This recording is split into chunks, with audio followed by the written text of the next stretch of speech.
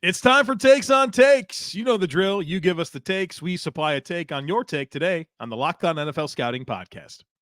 You are Locked On NFL Scouting with the Draft Dudes, your daily podcast for NFL and college football scouting. Part of the Locked On Podcast Network, your team every day. What's better than this? It's guys being dudes here on the Locked On NFL Scouting Podcast. We're the Draft Dudes. I'm Joe Marino from Locked On Bills. He's Kyle Crabbs from Locked On Dolphins. And we are your NFL experts here with you daily to talk team building across the league on the Locked On NFL Scouting Podcast with the Draft Dudes, part of the Locked On Podcast Network, your team every day. We'd like to thank you for making Locked On NFL Scouting your first listen every day, and a big welcome and shout out to our everydayers. You know who you are. Those of you who never miss a single episode, we appreciate y'all being here very, very much. This episode is brought to you by Gametime. Download the Gametime app, create an account, and use code LOCKEDONNFL for $20 off your first purchase. Last-minute tickets, lowest price, guaranteed. Joe, happy Victory Friday to the Dallas Cowboys. Yeesh. Game played out as we indicated. Cowboys won the game. Seahawks put up a lively effort. Seahawks cover plus 8.5. Mm-hmm. Good day for the show yesterday, or a good night for the show last night. I would like to ask you a question. Yeesh. Would you rather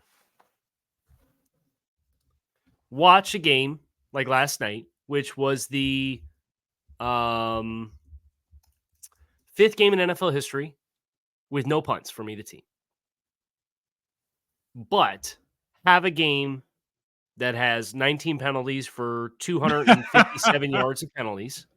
Would you rather watch that game, or would you rather watch the game that was the Jets-Giants game this year, in which there were a billion punts? There was 24 punts. But you assume that game did not have the penalty yardage. So high penalties and no punts, or high punts and no penalties. Which game would you rather watch? High punts and no penalties. I like the players to decide things, not referees. Yeah. You'd rather watch teams go 2 of 16 and 2 of 19 on 3rd and 4th downs? I'd prefer neither, Kyle.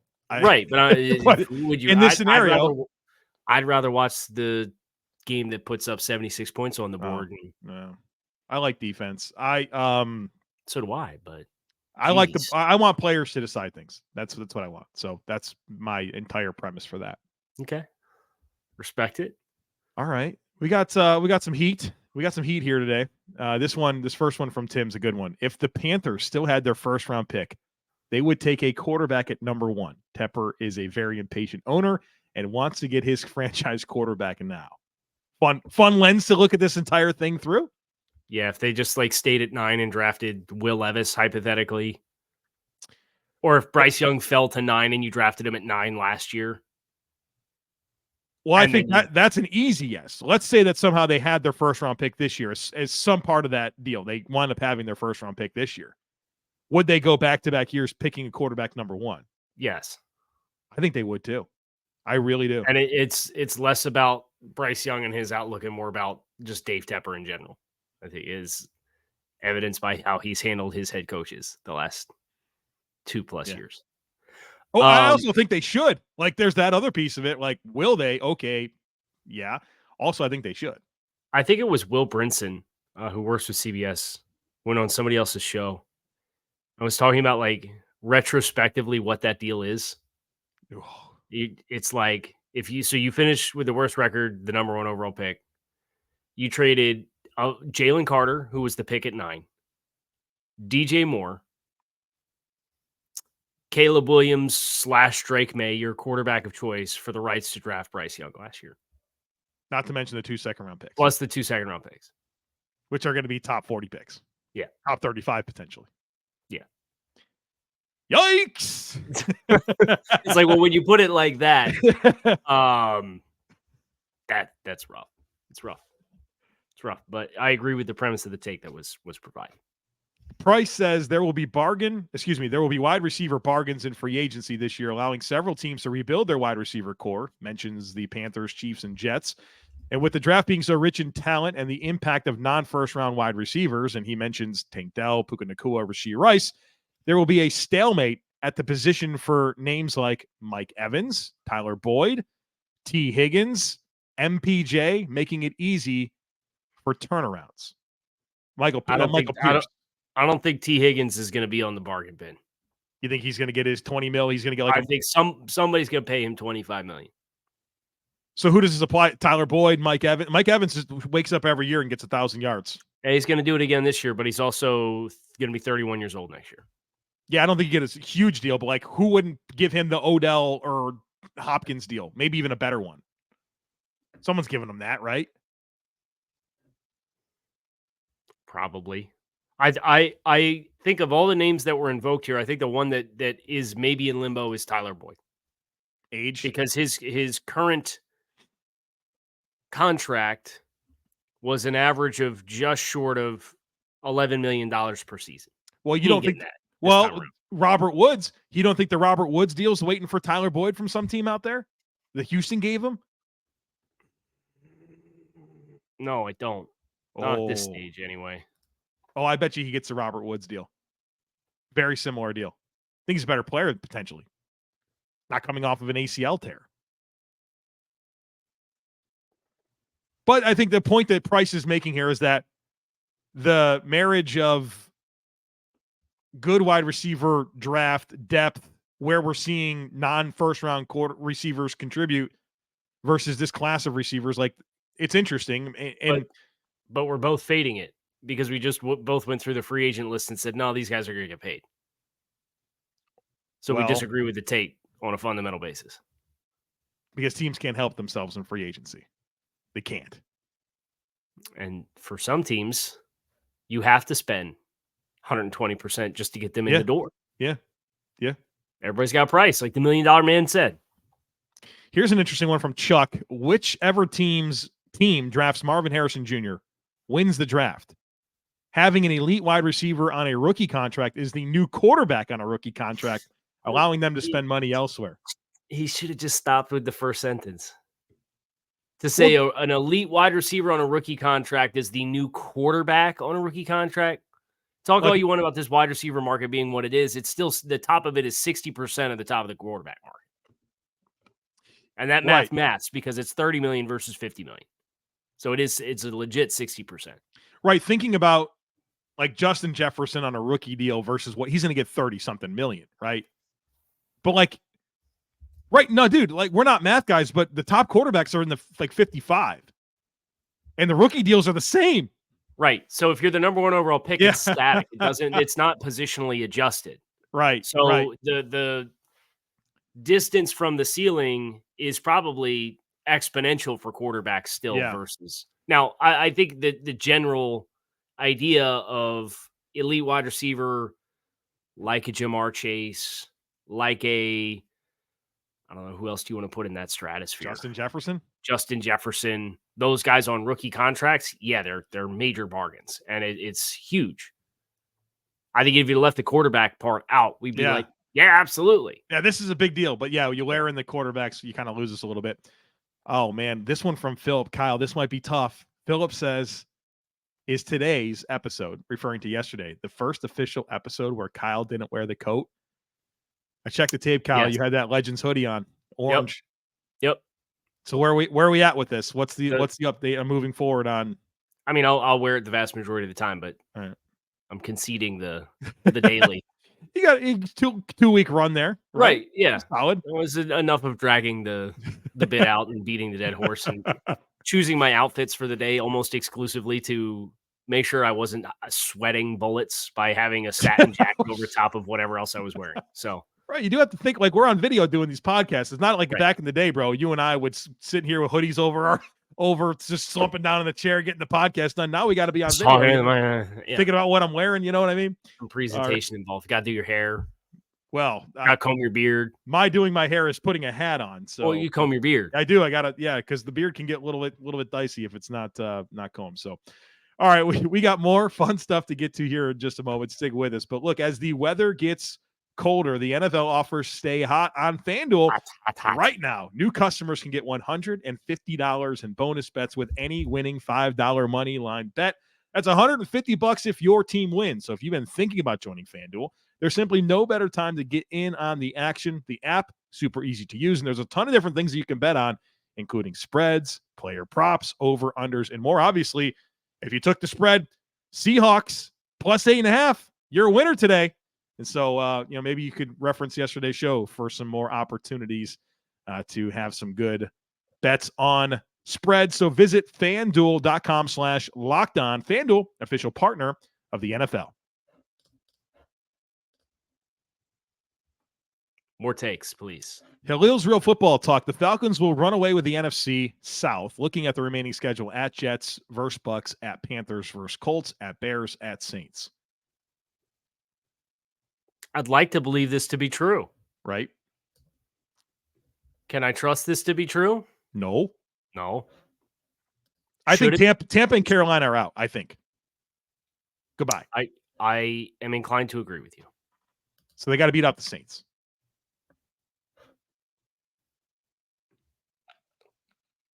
Yeah, I don't trust either team. So if you look at a schedule perspective, it should be Atlanta. It should be. That week 18 could be for the division. Like, it could be for either you're going to host Dallas or you're going to be picking 11th. You're going to be picking like top 14. Right. Such an interesting dynamic. Mountain Pokes has one here. He says, this is probably Shanahan's last chance to win a Super Bowl as a head coach. His infatuation with limited quarterbacks has led to the team having to get a higher number of elite players at positions to cover up the weaknesses of the quarterback. If those parts aren't all in place, the team shows its flaws. The next few off seasons will be very challenging to keep all of those elite players, or some will continue to age like Trent Williams, who is maybe the most important player on that offense. So let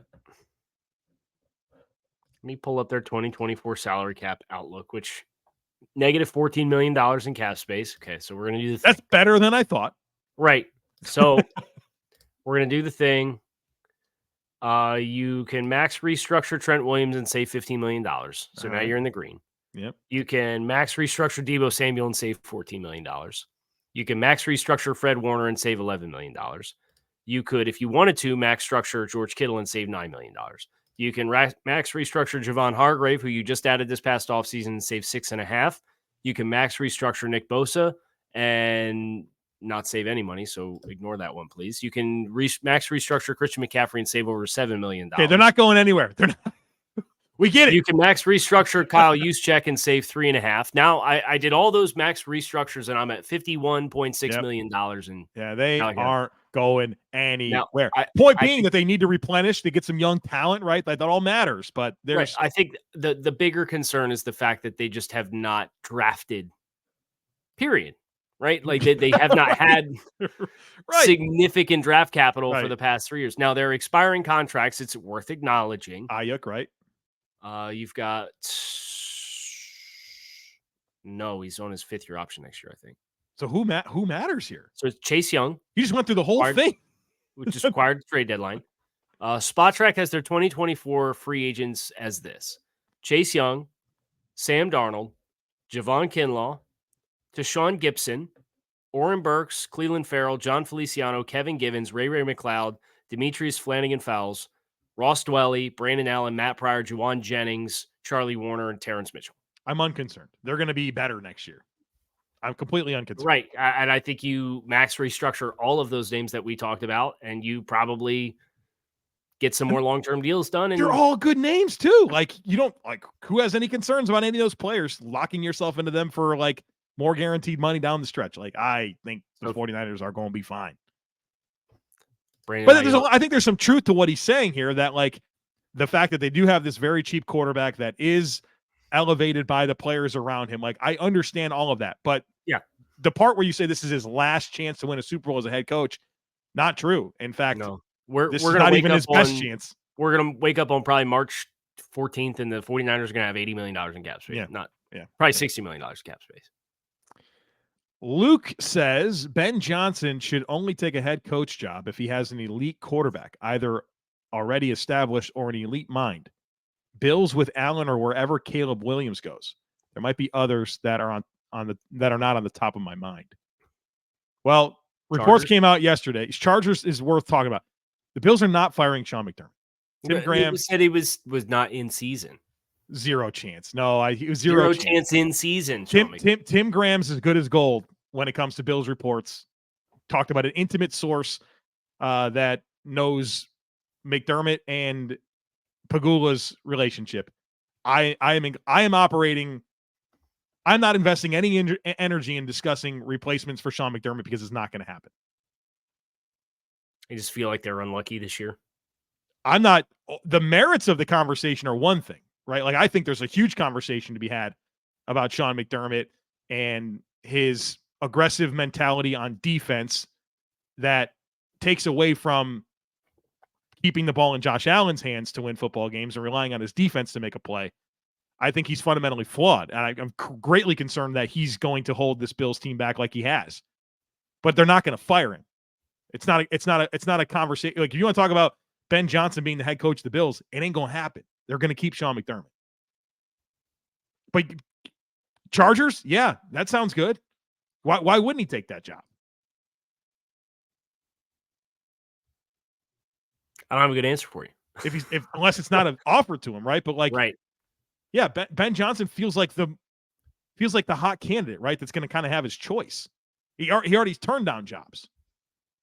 Right. So, yeah, of course, he shouldn't just go anywhere. If that's what he's trying to say here, Mountain Post. Like, yeah, don't just take any job. But you're going to be in line for some good ones. So be patient. Who do you feel like did that? That's not Jonathan Gannon, who, like, you have zero expectations for. Doug Peterson? But pick the spot to go there specifically for being very selective? Yeah, I think he wanted to work with Trevor Lawrence and a rich owner that would let him do whatever he wants. Who do you think did the other thing and just went somewhere? Sold his soul? Yeah. Tell me why it's not Brian Daboll. I can tell you for a fact, you know what's incredible about saying that? Brian Daboll pulled out of the Philly thing. He didn't want to be the head coach in Philly. Isn't that crazy? To go to New York? Well, I think his relation. Oh, I think it changed. I think the dynamics changed in Buffalo. Oh, yeah, and you know what? Like, there's that whole McDermott. Yeah, subplot. They don't like each other. They hate each other. Yeah. So it's like, okay, like, I don't know. Out of that coaching cycle, that was the best job for Brian Daboll, though. Well, the Chargers were the one we always talked about because his high school buddy was Tom Telesco. Was he a thought in Miami? I thought we talked about that, right? He was a thought there. A general thought, but that didn't get too much traction. Right. Was the Giants the best job? No, it wasn't the best job. But, like,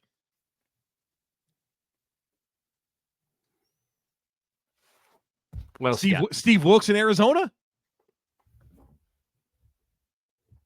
He didn't even get it, though. Got it for 1 year and got fired. Yeah. They brought in Cliff. Yeah. Weird stuff, man. All right, here's a good one. 100% in on this. Matt says Tyreek Hill will break 2,000 yards receiving, but it won't be higher than Joe's DoorDash bill from this football season. I might be in trouble here. You're going to have to pull the numbers on that and let us know. It's probably between me and my wife, man. We keep DoorDash coming. You got to eat. We could eat less expensively for sure, but the convenience of DoorDash is unmatched. You got to eat. You got to eat. All right. We got plenty of fun stuff left to get to here.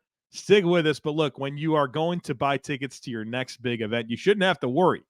Well, luckily, Gametime is here. It is the fast and easy way to buy tickets for all the sports, music, comedy, and theater events near you. Thankfully, we have Dave Tepper in Charlotte, so we have music opportunities, concerts. Yeah, so we can use the Gametime app here and take advantage of all the killer last-minute deals on tickets. They have all-in prices. They give you a view from your seat and a best price guarantee. I mean, simply put, Gametime takes the guesswork out of buying tickets. The app is awesome. I love logging into that thing, and they offer you flash deals. That's cool. They always like to see those deals And they also send the tickets straight to your phone, so you don't have to dig through emails to find them. It's super convenient, so you can snag the tickets without the stress with Gametime. Download the Gametime app, create an account, and use code LOCKEDONNFL for $20 off your first purchase. Terms apply. Again, create an account and redeem code LOCKEDONNFL for $20 off. Download Gametime today. Last-minute tickets, lowest price guaranteed. I need your input. Mm-hmm. I'm on Gametime as we speak. Secure my ticket for this weekend's contest between the Washington Commanders and the Miami Dolphins. I usually sit upper bowl, end zone, and look down the field for the all-22 look, right? That's usually what we do. But I have a little bit of a conflict. This weekend, it's supposed to be a little more chilly. It might be a little wet. Ooh. Now the high's 59, so it won't be egregious.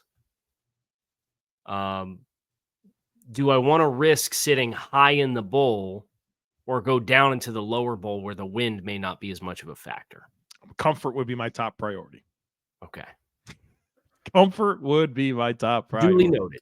Thank you. Thank you for your input. Ballaholic would like our input on something. He says the NFL really needs to reseed the playoffs based on a record. I understand earning a playoff spot for winning your division, but no way should they be rewarded by hosting a home game. I feel like Dallas this year will have earned a home game over the team that wins the NFC South. No, they didn't because they didn't win their division. Correct. Right. The path is everybody knows what you have to do to get certain things, right? Do it or don't. I'm out on this. And you are too, it sounds like. Yes. Another football procedure take here from Dolphins Craze. Take the Monday night doubleheader at the same time as the worst scheduling ever. Even when they did it earlier at 7:15 and 8:20, it's kind of hard to watch. Make one of those games 4 o'clock on Sunday a time slot that needs more games. No question. It's the I want my favorite thing with NFL is standalone games. I like to watch a game and not have to think about any other games that are happening. So if you're going to do a doubleheader, do a doubleheader. Like, it's not hard. Start one game 4 hours before the other game. That's all we need. It's not hard. I also don't want to further congest a window like 4 and 1 o'clock where you already have multiple games. So if you want to give us 2 Monday night games, thank you. Don't play them at the same time. Right. I'd rather you start one at 10:30. Start one at 7 and start the other one at 10:30. Yeah, or 6 and 9:30 or something like that. Yeah, just it's not hard. Yeah, I want to give my undivided attention to the game instead of sitting here trying to flip back and forth or just give up on a game. Right. It's very dumb. Jed brings up something that you and I haven't really gotten into, so I'm interested here. Jed says these 3 teams should be interested in trading for Justin Fields. Steelers, Seahawks, Falcons. All 3 want to run the ball, which we've seen complement his skill set and are the best shot at Fields saving his career. So Falcons, step 1, should Chicago be interested in trading Justin Fields? Yeah, I think if you're going to get to the end of this year and you're going to finish in dead last in the NFC North, you should probably transition. I would transition. From all the stuff, right? GM, head coach, and quarterback? All of it. Flush it. So, yes. I that's the school of thought I'm in with Chicago, and out of those teams, I would love to see Atlanta. Are we sure Arthur? Well, if he wins the division, he's going to stick around. Mm-hmm. Yeah, I'd be down with that. They should do it. That's the one. Of those 3, for sure. Is there another team that stands out to you? Say what you will about Seattle and wanting to run the ball. They drafted a wide receiver in the first round. Right? Like, yeah. They do have some intent, and they gave Geno a contract. And I don't know. I think you could probably form something with Pittsburgh because they're presumably going to have a blank slate with their offensive coordinator. What about the Raiders? You could form something there with a blank slate with a new coach. There's a lot. There's possibilities here. Yeah. Team that's not going to be picking high that needs a quarterback, they should be interested in Justin Fields. Yes, I agree. The Emmett 8 and 9 team that wins their division and picks in the 20s or in the teens. That would be the team. A couple college football draft things to close us here today. Emmett says Benjamin Morrison would be the first corner taken off the board this year if he was draft eligible. Well, he's not draft eligible, so I haven't watched him, so I don't have any input there. Looks good, yeah. But I guess maybe an interesting path to take here is, do you like the top of this corner class? I know you mentioned this Terrion Arnold from Alabama is better than Kool-Aid, but you still have him kind of high. There's the Penn State player, Kalen King. Dejan. Yeah. I don't think there's I don't think there's a slam dunk top 8 pick at corner this year. That's been a thing lately, right? With Witherspoon and Stingley and Sauce, like there's been high corners. So if that's the stratosphere that you're looking at, and you want to contrast this year's class to that, I would say it's behind that. Okay. Nicholas, I think this is aggressive. This year's LSU trio of Jayden Daniels, Malik Neighbors. Stop. I know where you're going, and it better not be the direction that you're going. Because if it is, I'm gonna stop the show. We're gonna shut it down. Well, folks, that's all for today. Go ahead. Finish reading the tape. This year's LSU trio of Jayden Daniels, Malik Neighbors, and Brian Thomas Jr. are the 90% version of the 2019 trio of Burrow, Chase, and Jefferson. Joe Burrow is the top blank quarterback in the NFL. I want to make this about college football. Right. The 2019 LSU Tigers are the best college football team I ever saw. Ever.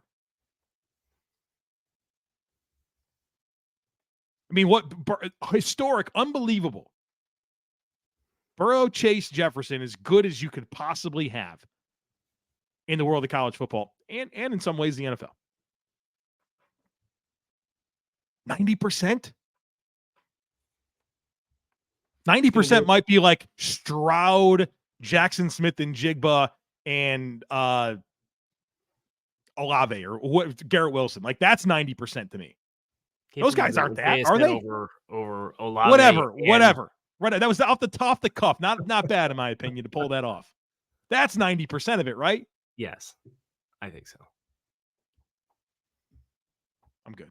That's going to do it for this episode of Locked On NFL Scouting. I'm Kyle Crabbs. He's Joe Marino. You can find us on YouTube or wherever you listen to your favorite podcast. We appreciate you guys checking out the show. You can find us Monday through Friday talking about the NFL. We're going to start getting into, Joe, we have playoff elimination scenarios this week. I don't know if you saw that, but that's on the table. Huh? Autopsies, Levy Grail. Yep. All the post-mortems and reasons for optimism for teams that don't make the playoffs. We also have our first playoff clinching scenario is this week. I don't know if you saw that as well. No, who is it? Who can clinch? The Philadelphia Eagles. With a win, or they need with other stuff? They win, and there's like 3 teams that I think could lose, and they would formally clinch a playoff spot. I think formally was a good word to invoke there. They're going. But yeah, like mathematically impossible to not go. Right. So all that's coming up. We'll talk about it on Monday. Appreciate you guys checking out the show. Make it a great rest of your day. Enjoy week 13 of the 2023 NFL season in its entirety. We'll talk to you all on Monday after the majority of the action wraps up.